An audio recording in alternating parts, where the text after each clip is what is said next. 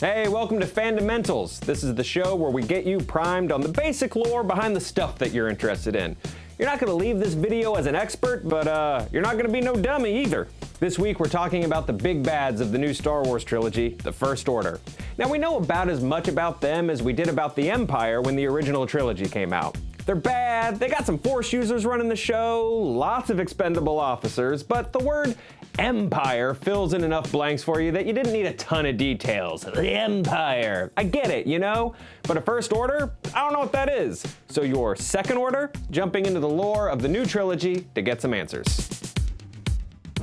The origins of the First Order actually begin in the dying days of the Empire. The Emperor, aka Darth Sidious, aka Emperor Palpatine, aka Sheev, aka Big Baby Sheevis, pulled a ton of strings during the prequel trilogy to earn his spot on the throne. Now they will elect a new Chancellor. A strong Chancellor. And it worked. He turned the Grand Republic into a Grand Empire. But he's a smart dude. He knows nothing lasts forever, so he starts developing a secret contingency plan. Like how my contingency plan is move to the Gulf Coast, buy 3 jet skis to rent to tourists, and just live off the land, brother. His plan begins on a planet called Jakku, out in the middle of nowhere. No one's from nowhere. Jakku. All right, that is pretty much nowhere. An orphan named Gallius Rax stumbles into a secret excavation project ordered by Palpatine. Instead of killing him, Palpatine sees potential in the sweet little scamp and grooms him to oversee the contingency plan.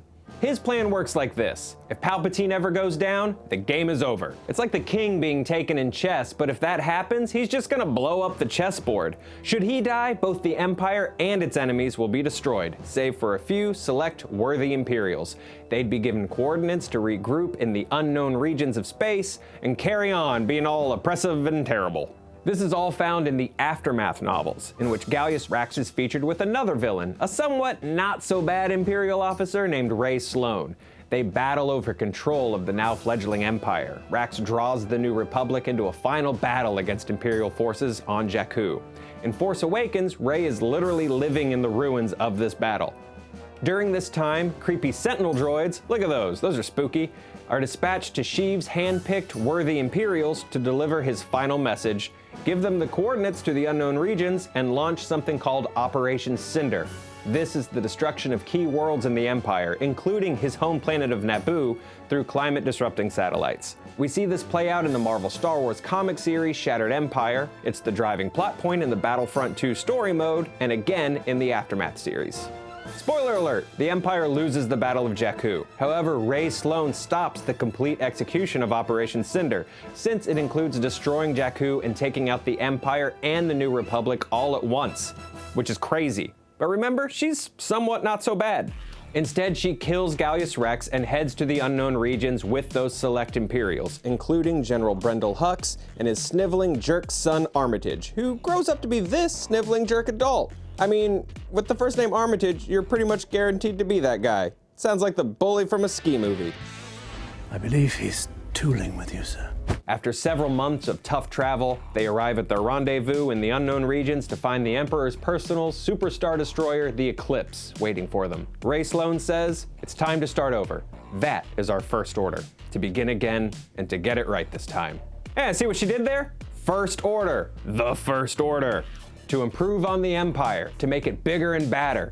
Death Stars didn't get the job done, so they'll just straight up kill stars. With Star Killer. Bases. It's another Death Star. There's some real-world perspective on the idea behind the First Order as well. Trigger warning, did you know that movies are political? Back in 2015, J.J. Abrams, writer and director of The Force Awakens and Rise of Skywalker, explained the inspiration for the new villains of Star Wars.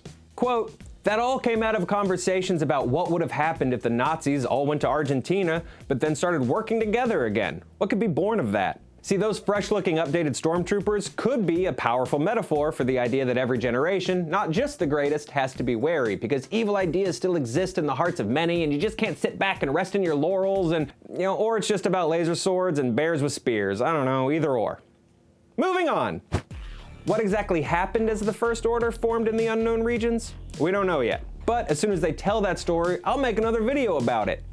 We do know that they were said to have faced horrors and new enemies during this time. We also know that at this point they start rapidly expanding their military, including a training program to abduct children, brainwash them, and turn them into stormtroopers. Like this guy. Back in the unknown regions, a power struggle takes place and all the potential supreme leaders of the First Order lose out to a dark horse candidate, Snoke. We will crush them once and for all. As we learned in the novelization of The Last Jedi by Jason Fry, Snoke surprised them all and took control. Apparently, no one takes a guy in a gold bathrobe seriously enough. What I'm saying is that the First Order is growing while the New Republic struggles. Peace is a tough business, but selling weapons and resources to a growing evil startup like the First Order means money. There's only one business in the galaxy that'll get you this rich. Selling weapons to the First Order. And that brings us to Captain Phasma. Sniveling Jerk's dad is on his way to close a big business deal when he crash lands on a planet, only to be saved by Phasma, the leader of a warrior clan. She betrays her own people to return him to safety and joins the First Order, and eventually helps Sniveling Jerk kill his dad and take his job. Brendol Hux is dead, Ray Sloane is gone, Snoke's in charge. We're roughly now 10 years before the events of The Force Awakens, and the First Order is itching for their big coming out party. Meanwhile, there is a massive sense of complacency in the New Republic, and a strong sense that, everything's all right, I guess. I mean, we won, remember? All those Ewoks dancing around, X-Wings flew overhead, there were fireworks, yub, ba-da-ba-ba-ba. Anyway, we're fine, right? Yeah, we're good. This idea is being covered in the series The Mandalorian. The Empire is gone, Mando. If it bothers you, report them to the New Republic. That's a joke. Things aren't really looking good or feeling any better or safer out there in the outer rim of the galaxy. It's not all Baby Yoda and smiles. Hence, there are a lot of fringe elements starting to develop everywhere, even in the Senate of the New Republic. And that means Senator Leia Organa Solo is struggling to hold things together. At this point, we're almost 30 years removed from Palpatine. Many politicians have either forgotten about or never fully felt the effects of the Empire. From this distance, as the New Republic government is locked in gridlock over key issues, it seems like that old galactic empire at least ran pretty smooth, right? Like Palpatine had some good ideas, y'all. He went a little too far. That's all. Hey, remember when J.J. Abrams wondered about hey, what if the Nazis stuck around? It's kind of like the First Order and all these ideas are kind of like neo-Nazi. Hey, anyway, space movie. Porgs!